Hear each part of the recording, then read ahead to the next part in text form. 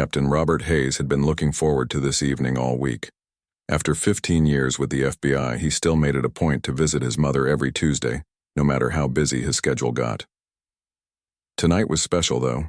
It was his, Mom's 73rd birthday, and he'd brought her favorite chocolate cake from the bakery downtown. The drive to his mother's house always felt like stepping back in time. The old neighborhood where he grew up had changed so much over the years. New families had moved in, bigger houses had been built, and property values had shot through the roof. But his mom refused to leave the small house where she'd raised him and his two sisters. "This is my home," she always said with that stubborn smile of hers. Robert pulled into the familiar driveway and sat for a moment, looking at the house. The porch light was on, just like it had been every single night of his childhood. His mother believed a lit porch meant family was always welcome. Even now, at 42 years old and wearing an FBI badge, he still felt like that little boy, coming home from school when he walked through that front door. "There's my baby!" his mother called out as soon as she heard his key in the lock. She was in the kitchen wearing her favorite apron, the one with sunflowers that he'd given her years ago. The smell of her famous fried chicken filled the air, making his stomach rumble. "Mom, you didn't have to cook a whole feast," Robert said, setting the cake box on the counter, but he was smiling. This was exactly what he needed after a long day at the office. Nonsense. When my son comes to visit, I cook. That's what mothers do. She stood on her tiptoes to hug him, even though he had to bend down to make it work. At 6 feet tall, Robert towered over his petite mother, but she still made him feel protected somehow. They spent the next 2 hours talking about everything and nothing. His mother asked about his work, though she worried constantly about the dangers of his job. She asked about his wife and daughter, wanting to know every detail about their lives. She told him about her garden, her book club, and the new neighbors who'd moved in next door. "They seem nice enough," she said about the neighbors, "but they keep staring when I'm working in my garden. Makes me feel like I'm some kind of curiosity." Robert frowned. He'd noticed the way some people in this neighborhood looked at his mother, and at him when he visited. It wasn't the same welcoming community he remembered from his childhood. The demographics had shifted, and sometimes that brought tension. "You let me know if anyone gives you trouble, okay?" he said, squeezing her hand. "Oh, honey, I can handle myself. I've been doing it for 73 years. She laughed, but Robert could see the slight worry in her eyes. As the evening wound down, his mother packed him a container of leftover chicken and cornbread. "For your lunch tomorrow," she insisted, even though he protested that his wife would cook for him. "Your wife is a wonderful woman, but nobody makes chicken like your mama," she said with a wink. Robert hugged her goodbye, promising to bring his family by on Sunday for dinner. He always made these promises, and he always kept them. Family was everything to him, and his mother was the heart of that family. The drive home should have been peaceful. Robert rolled down the windows, letting the cool evening air fill his car. The radio played softly, some old jazz that reminded him of the music his father used to listen to before he passed away 5 years ago. These quiet moments were rare in his line of work, and he treasured them. His phone buzzed with a text message. Without looking, he knew it was from his wife asking about his estimated arrival time. Their daughter had been excited all week about helping plan her grandmother's birthday party for the weekend, and she'd probably been asking when Daddy would be home every 5 minutes. At 38, Robert's wife was his perfect match, patient, understanding, and strong enough to handle being married to an FBI agent. She never complained about the late nights, the dangerous cases, or the stress he sometimes brought home. She just asked him to be safe and to remember that his family needed him to come home every night. Their daughter was 8 years old and already showing signs of inheriting both parents' strong will. She wanted to be either a teacher or a police officer when she grew up. "So I can help people like Daddy does," she always said. The innocence in her voice when she talked about his work made Robert's heart swell with pride and break a little at the same time. She had no idea how complicated the world really was. As Robert drove through the increasingly upscale neighborhood, he thought about the case files waiting on his desk. Tomorrow would bring new challenges, new crimes to solve, new people to help. But tonight he was just a son who'd visited his mother, a husband heading home to his wife, and a father who'd promised to help with birthday party planning. He stopped at a red light and glanced at his reflection in the side mirror. Still wearing the simple polo shirt and jeans he'd put on after work, he looked like any other guy heading home on a Tuesday evening. His service weapon was properly secured in its lockbox in the car, his FBI credentials in his wallet, everything by the book as always. The neighborhood around him was quiet, with well-maintained lawns and expensive cars in every driveway. Streetlights cast long shadows across the empty sidewalks. A few house windows glowed with warm light, probably families settling in for the evening just like he was about to do. Robert's phone buzzed again. This time he could see it was another text from his wife. "Hope you had a good visit with Mom. Taking a bath after I put little one to bed. Love you." He smiled and was about to respond when he noticed headlights in his rearview mirror. A police car had pulled up behind him at the light. Robert didn't think much of it. He was used to seeing other law enforcement officers during his daily routine. There was an unspoken brotherhood among cops, FBI agents, and other officers. They all understood the weight of the badge and the responsibility that came with it. The light turned green and Robert proceeded normally, maintaining the speed limit and using his turn signals properly.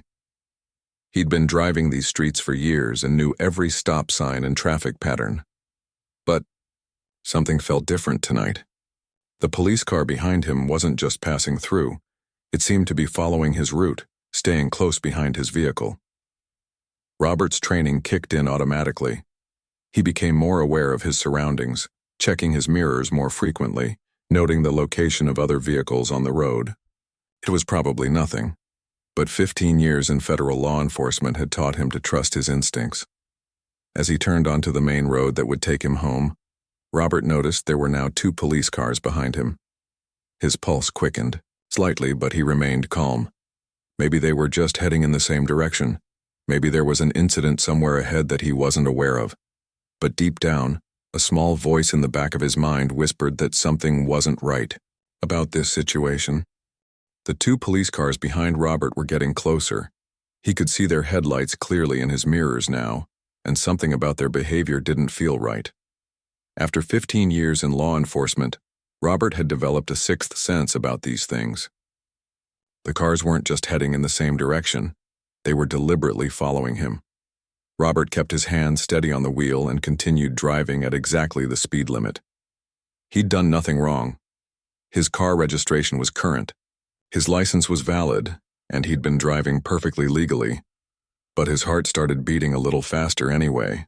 He'd heard too many stories from other officers, both federal and local, about situations that went wrong for no good reason. His phone buzzed again with another text, probably from his wife wondering why he was taking longer than usual to get home. Robert didn't reach for it. Right now he needed both hands on the wheel and his full attention on what was happening around him. The first police car suddenly turned on its flashing lights. The red and blue colors filled Robert's car, bouncing off his mirrors and dashboard. His stomach dropped. This was really happening. Robert immediately began looking for a safe place to pull over. There was a well-lit gas station about a quarter-mile ahead, and he decided that would be the best spot. Lots of lights, probably security cameras, and maybe some witnesses if needed. His FBI training had taught him to think about these details, automatically. He put on his turn signal and slowly pulled into the gas station parking lot. The police cars followed, and Robert could see that a third car had joined them. 3 patrol cars for a simple traffic stop seemed like overkill, but Robert tried to stay calm. Maybe they thought he was someone else. Maybe there was a misunderstanding. That could be cleared up quickly. Robert parked his car near the gas pumps where the lighting was brightest. He turned off his engine and placed both hands on the steering wheel where they could be clearly seen. This was basic procedure for any interaction with law enforcement, and Robert had taught these same steps to new agents during training sessions. The first officer got out of his car and approached Robert's vehicle. Even in the bright lights of the gas station, Robert could see that the officer's hand was resting on his service weapon. That was concerning. Most routine traffic stops didn't require that level of readiness. Robert rolled down his window as the officer approached. "Good evening, officer," he said in his calmest, most professional voice. "Is there a problem?" The officer was young, maybe late 20s, with a serious expression that seemed too intense for a simple traffic stop. His name tag read, Thompson. Officer Thompson looked Robert up and down with obvious suspicion before speaking. "License and registration," Thompson said curtly, without explaining why Robert had been stopped. "Of course," Robert replied. "I'm going to reach for my wallet. Now, it's in my back pocket." He moved slowly and deliberately, making sure the officer could see exactly what he was doing. This was something he'd done hundreds of times during his own law enforcement career, but being on the other side of it felt completely different. As Robert handed over his driver's license, he said, "Officer, I should let you know that I'm a federal agent with the FBI. My credentials are in my wallet as well." Thompson's expression hardened instead of relaxing like Robert had expected. "Sure you are," the officer said with clear disbelief in his voice. "Everyone's a federal agent these days." Robert felt a chill run down his spine.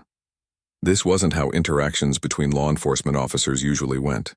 There was a professional courtesy, a mutual respect that came with wearing the badge, but Thompson was treating him like a criminal rather than a fellow officer. "Sir, if you'll allow me to show you my FBI credentials, I can verify my identity," Robert said, keeping his voice steady and respectful. "Keep your hands where I can see them," Thompson snapped, taking a step back from the car. Robert noticed that the officer's hand had moved closer to his weapon. By now, the other two officers had gotten out of their cars and were approaching. Robert could see them in his side mirrors, and his training told him that this situation was escalating in a way that didn't make sense. 3 armed officers for one man sitting peacefully in his car seemed excessive. "What's the problem here?" called out the second officer as she approached.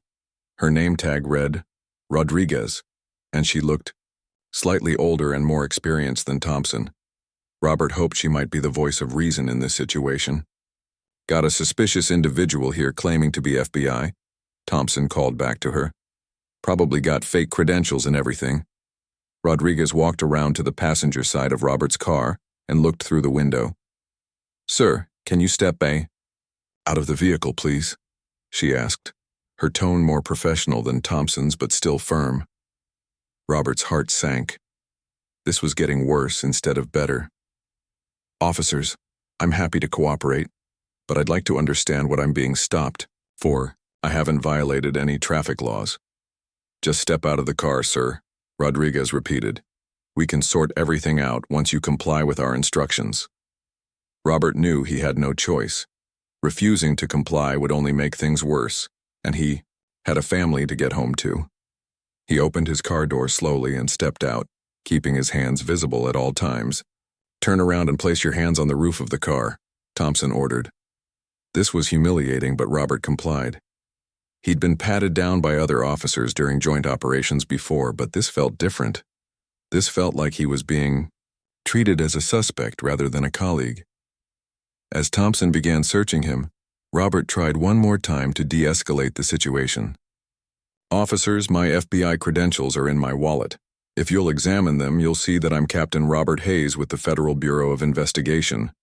I was just visiting my mother and heading home to my family." "Yeah, and I'm the president," Thompson muttered under his breath, but loud enough for Robert to hear. Rodriguez seemed less convinced that Robert was lying. She picked up his wallet from where Thompson had placed it on the car's roof and began examining his driver's license and other cards inside. "Thompson," she said quietly, "these credentials look real." "Fake IDs are getting better these days," Thompson replied, not stopping his aggressive pat-down of Robert. "Probably ordered them online."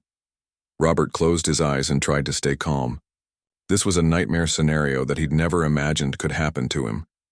Here he was, a decorated federal agent with 15 years of service, being treated like a common criminal by local police officers who refused to believe his identity. The third officer, who had been quiet until now, finally spoke up. "Maybe we should call this in and verify his credentials through proper channels," he suggested. "Or maybe we should arrest him for impersonating a federal officer," Thompson replied, his voice getting louder and more aggressive. "That's a serious crime."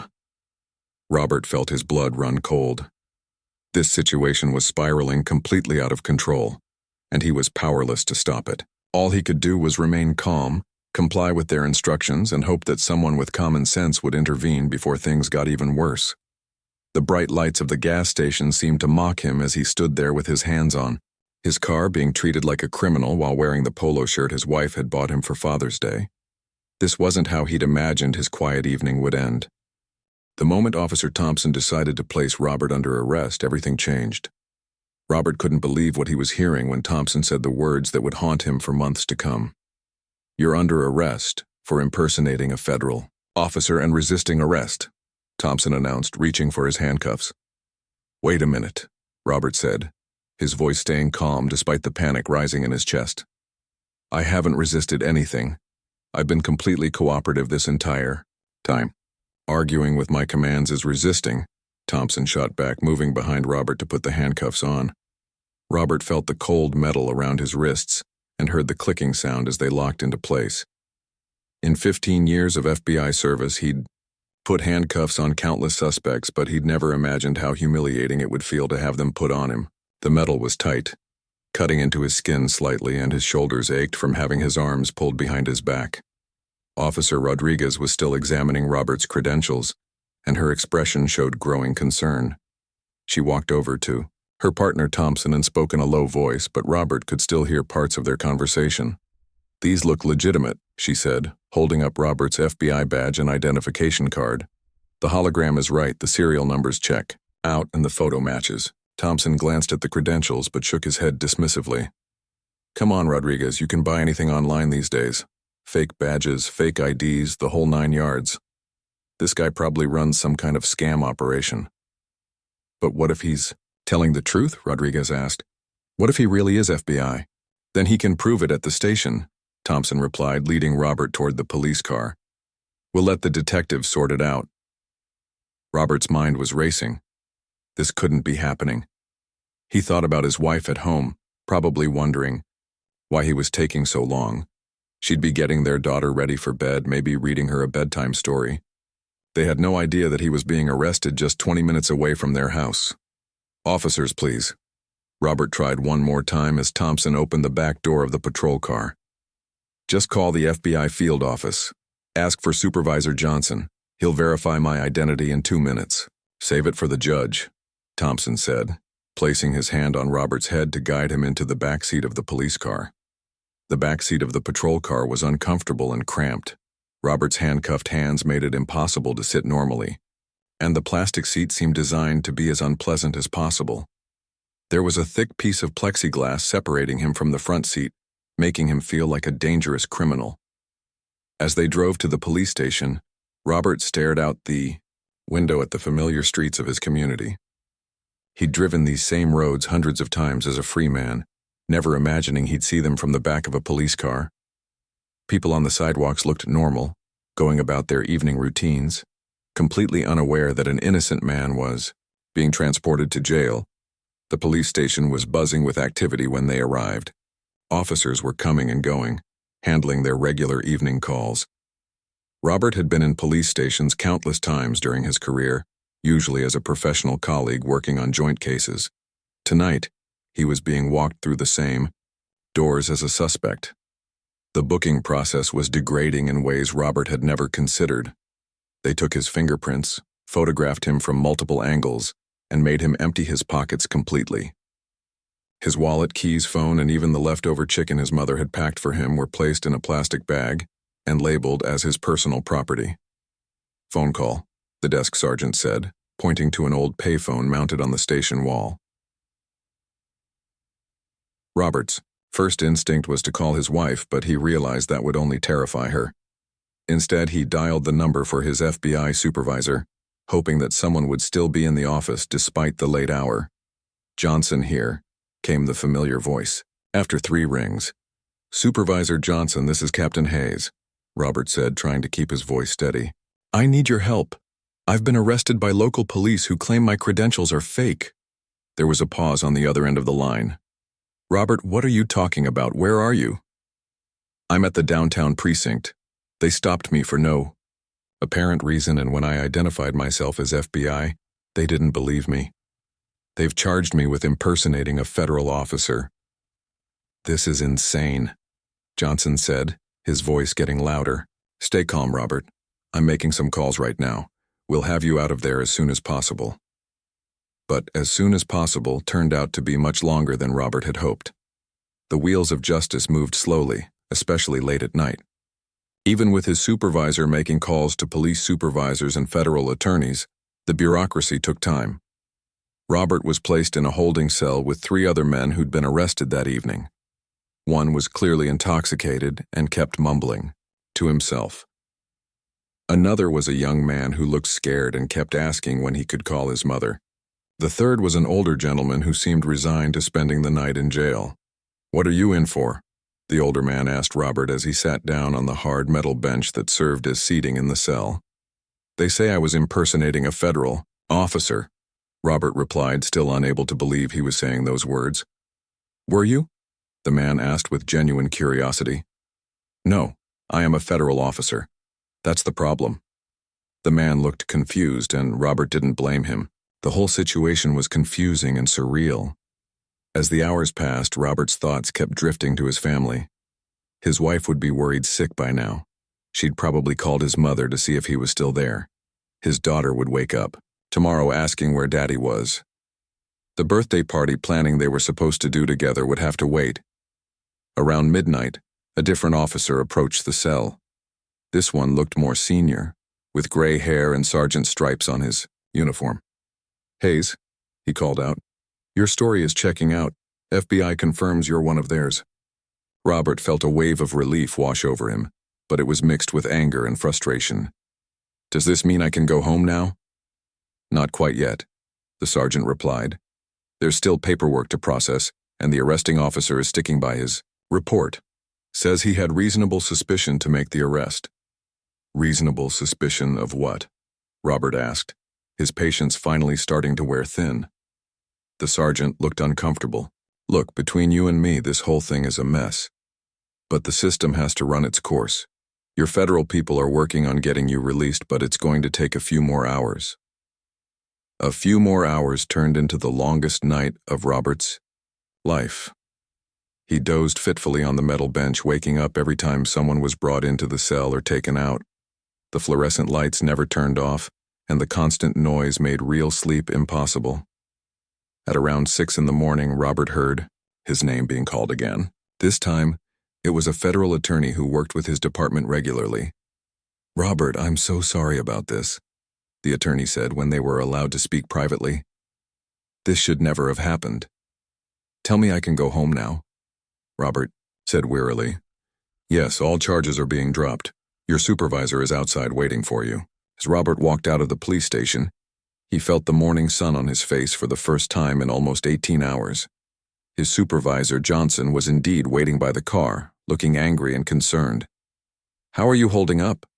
Johnson asked, as they drove away from the station. "I've been better," Robert replied, rubbing his wrists where the handcuffs had left marks. "I just want to go home and hug my family."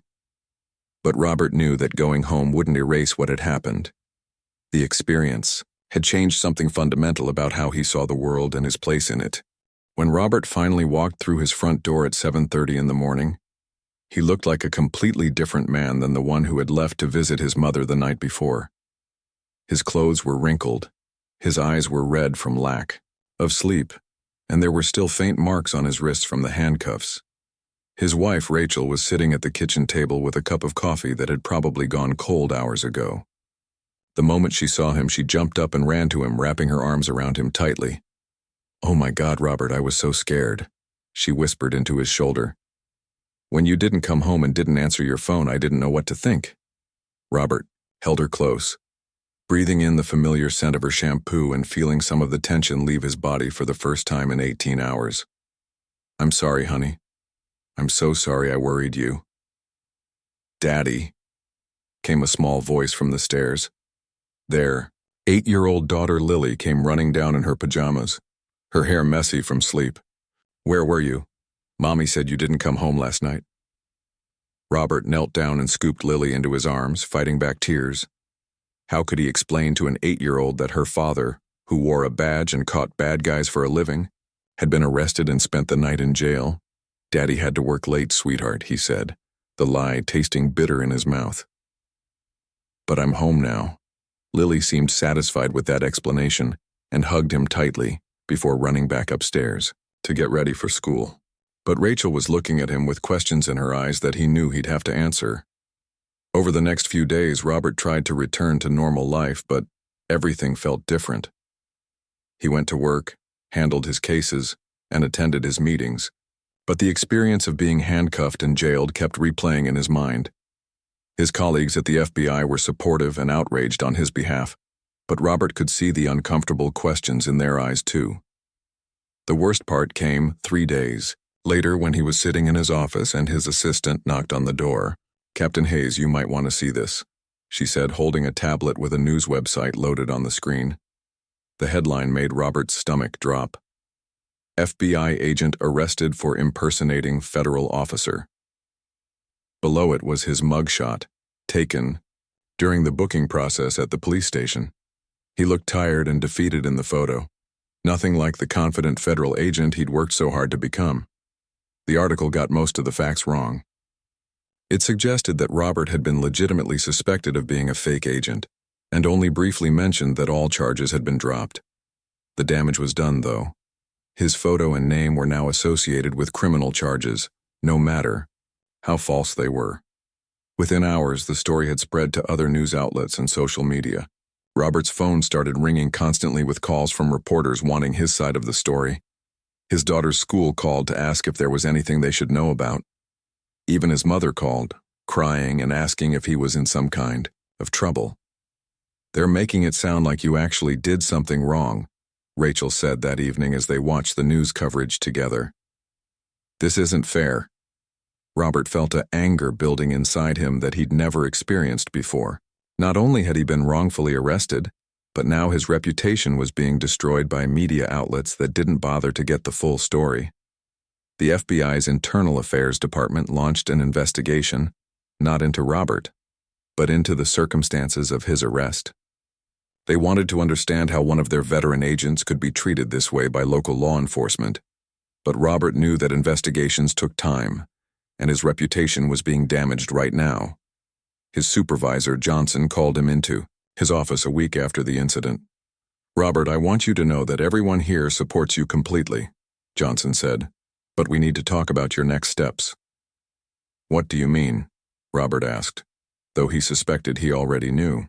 "The media attention is becoming a problem. Not for us, but for you and your family. We think it might be best if you took some time off while this gets sorted out."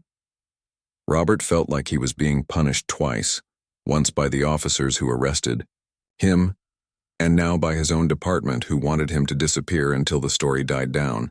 "I don't want time off," Robert said firmly. "I want to work. I want to do my job and prove that I'm the same agent I was before this happened." But even Robert had to admit that the situation was becoming impossible. Reporters were showing up at his house trying to interview his neighbors about him. Someone had posted his home address online, and his family was receiving both supportive messages and hate mail from strangers who believed the initial news reports. The breaking point came when Lily came home from school crying. "Some kids at school said you're a bad guy," she sobbed into Robert's shoulder. "They said you pretended to be a police officer and got arrested. I told them that wasn't true, but they didn't believe me." Robert's heart broke as he held his daughter. This innocent little girl was suffering because of something that had been done to him. The adults in his life could understand the complexities of the situation, but children only saw the simple story that Daddy had been arrested. That night, after Lily was asleep, Robert sat down with Rachel to have the conversation they'd both been avoiding. "Maybe I should resign," he said quietly. "Don't you dare," Rachel replied immediately. "Don't let them win. Don't let what they did to you destroy the career you've worked so hard to build.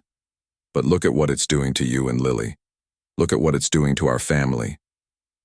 Rachel took his hands in hers. "This isn't your fault, Robert. You didn't do anything wrong. You were a victim, and now you're being victimized again by people who don't want to admit they made a mistake." Over the following weeks, more details about Robert's arrest began to emerge. Body camera footage from one of the officers was released through a Freedom of Information request, and it showed clearly that Robert had been cooperative and professional throughout the entire encounter.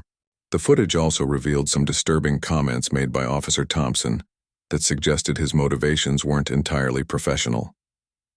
Civil rights organizations began reaching out to Robert, offering to help him file lawsuits and pursue justice. Other law enforcement officers, both federal and local, started speaking out publicly about the incident, saying it represented larger problems in police training and accountability.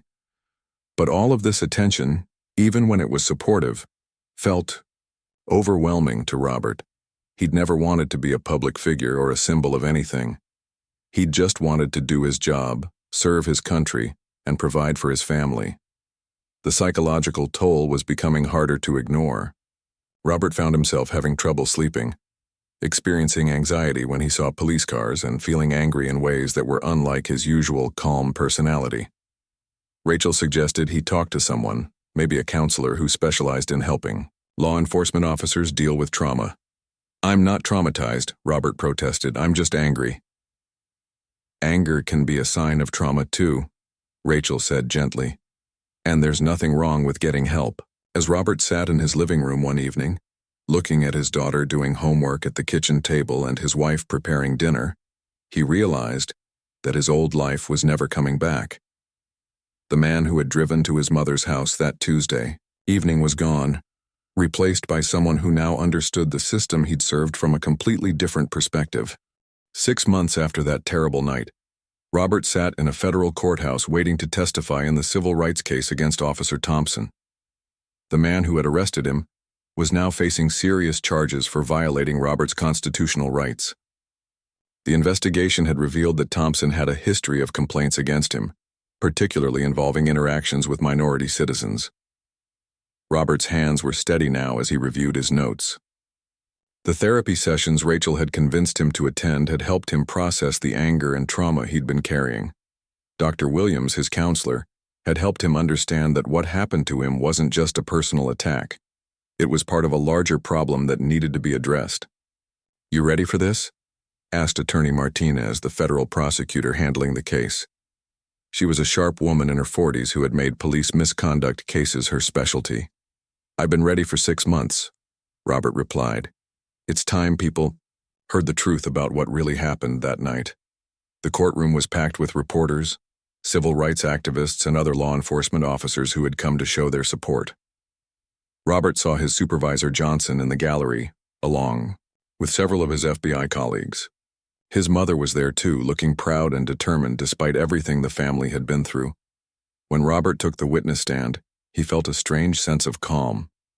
This was his chance to tell his story in his own words, without reporters twisting his statements or police reports misrepresenting the facts. "Captain Hayes," Attorney Martinez began, "please tell the court what happened on the evening of your arrest." Robert spoke clearly and methodically, describing every detail of that night. He explained how he'd visited his mother, how he'd been driving home peacefully, and how the situation had escalated despite his complete cooperation. He described the humiliation of being handcuffed, the night in jail, and the devastating impact on his family. When Thompson's defense attorney cross-examined him, Robert remained calm and professional. The attorney tried to suggest that Robert had been acting suspiciously, that his credentials could have appeared fake in dim lighting, that Thompson had acted reasonably under the circumstances. "Officer Thompson never examined my credentials under any lighting," Robert replied firmly. "He dismissed them immediately and refused to verify my identity through proper channels. He made his decision based on assumptions, not evidence." Most powerful moment came when the body camera footage was played in court. The video clearly showed Robert's professional behavior and Thompson's inappropriate responses. You could hear Thompson using dismissive language and making comments that revealed his biases. After 3 days of testimony, the jury deliberated for only 2 hours before finding Thompson guilty of violating Robert's civil rights. The officer was sentenced to 2 years in federal prison and banned from ever working in law enforcement again. But Robert knew that one conviction wouldn't solve the bigger problem. That's why he'd made a decision that surprised everyone, including himself. 3 weeks after the trial, Robert walked into Supervisor Johnson's office with a letter of resignation. "Robert, you don't have to do this," Johnson said after reading the letter. "You've been vindicated. You can have any assignment you want. Hell, you could probably get promoted after everything you've been through." "I appreciate that," Robert said, "but I've realized there's something else I need to do with my life." Robert had accepted a position as Director of Community Relations for a nonprofit organization that worked to improve police community relationships. His job would be to travel around the country, training police departments on bias recognition and de-escalation techniques. "I want to make sure what happened to me doesn't happen to other people," Robert explained to his family over dinner that night. "If I can use my experience to change how officers are trained, maybe some good can come from all of this." Lily, now 9 years old, had grown a lot over the past year. The bullying at school had stopped once the full truth came out, and she'd become something of a celebrity among her classmates for having a dad who'd stood up to injustice. "Are you still going to catch bad guys?" she asked. "In a different way," Robert said. "I'm going to help good cops become better cops so they don't make the same mistakes that Officer Thompson made." Rachel had been supportive of Robert's career change from the beginning. She'd seen how passionate he'd become about police reform and knew that staying in his old job would never satisfy him the same way again. "I'm proud of you," she told him that night as they got ready for bed. "You took something terrible and found a way to turn it into something positive." Robert's first speaking engagement was at a police academy in another state. Standing in front of 50 new recruits, he felt nervous in a way he hadn't experienced since his early days in the FBI. "How many of you have heard of the term officer safety?" he began. Every hand in the room went up. "Good. Now, how many of you understand that real officer safety includes the safety of the people you're sworn to protect?" Fewer hands remained raised. Robert spent the next hour telling his story, explaining how Officer Thompson's biases and poor training had created a dangerous situation for everyone involved. He taught them about implicit bias, de-escalation techniques, and the importance of treating every citizen with dignity and respect. After the presentation, a young recruit approached him with tears in her eyes. "Sir, I'm sorry about what happened to you," she said. "I promise I'll never be like that officer who arrested you." "That's all I can ask for," Robert replied. "Just remember that every person you encounter is someone's son, daughter, father, or mother. They deserve to be treated with respect until they prove otherwise." Over the next 2 years, Robert spoke at dozens of police departments, community centers, and government meetings. His story became a powerful tool for explaining why police reform was necessary, not just for the communities they served, but for good officers who wanted to do their jobs properly. Some police officers were resistant to his message at first. They saw him as someone who was attacking law enforcement from the outside. But when they learned about his 15-year career with the FBI, his military service, and his family's long history in law enforcement, they listened more carefully. Robert also worked with the families of other people who'd experienced police misconduct. He helped them navigate the legal system, connected them with resources, and showed them that it was possible to seek justice without destroying your own life in the process. The most meaningful moment came during a community meeting. In his hometown, Officer Rodriguez, who had been present during his arrest but hadn't spoken up strongly enough, approached him afterward. "Captain Hayes, I owe you an apology," she said. "I knew what Thompson was doing was wrong, but I didn't have the courage to stop it. I've learned from your example that good officers have to speak up when they see misconduct." "That takes courage," Robert replied, "but it's the only way things will change." As Robert drove home that night, he thought about how different his life had become. He missed some aspects of his FBI career, but he'd found something even more important, a purpose that came from his deepest pain and turned it into hope for others. His phone buzzed with a text from Lily. "Saw you on the news tonight, Dad. You looked like a superhero." Robert smiled. Maybe he wasn't catching bad guys anymore, but he was doing something just as important. He was helping to create a world where fewer people would have to experience what his family had gone through. And sometimes, that felt like the most important job of all.